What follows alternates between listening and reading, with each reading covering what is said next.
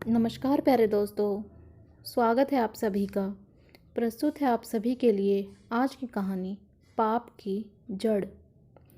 राजा चंद्रभान ने एक दिन अपने मंत्री सूरसेन से पूछा कि पाप की जड़ क्या होती है। सूरसेन इसका कोई संतोषजनक उत्तर नहीं दे पाया।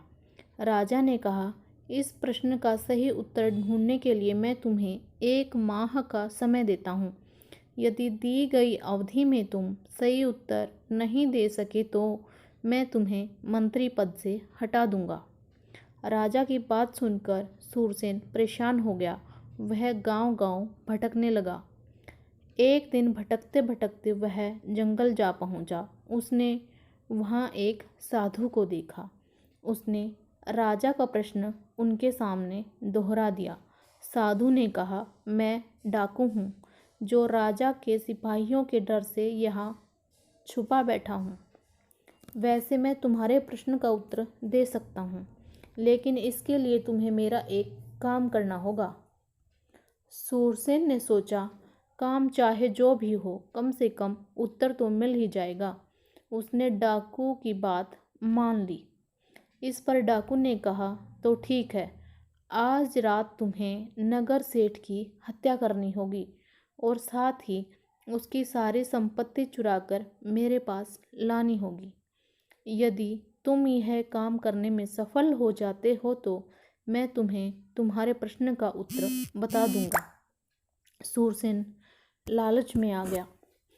उसे अपना पद जो बचाना था। सूरसेन इसके लिए तैयार हो गया और जाने लगा। उसे जाता देख डाकू ने कहा, एक बार फिर सोच लो, हत्या व चोरी करना पाप है। सूरसेन ने कहा, मैं किसी भी हाल में अपना पद बचाना चाहता हूँ। इसके लिए मैं कोई भी पाप करने के लिए तैयार हूँ।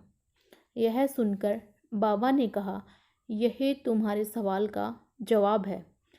पाप की जड़ होती है लोभ।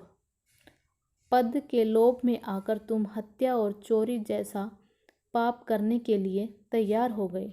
इसी के वशीभूत होकर व्यक्ति पाप कर्म करता है। सूरसेन ने साधु का धन्यवाद किया और महल की ओर चल दिया। दूसरे दिन राज दरबार में जब उसने राजा को अपना उत्तर बताया तो राजा उसकी बात से प्रसन्न हो गया। उसने मंत्री को ढेर सारे स्वर्ण आभूषण देकर सम्मानित किया। धन्यवाद प्यारे दोस्तों, इसी तरह की कहानियाँ सुनने व देखने के लिए आइए जुड़िए मेरे चैनल के साथ, भक्ति ज्ञान गंगा।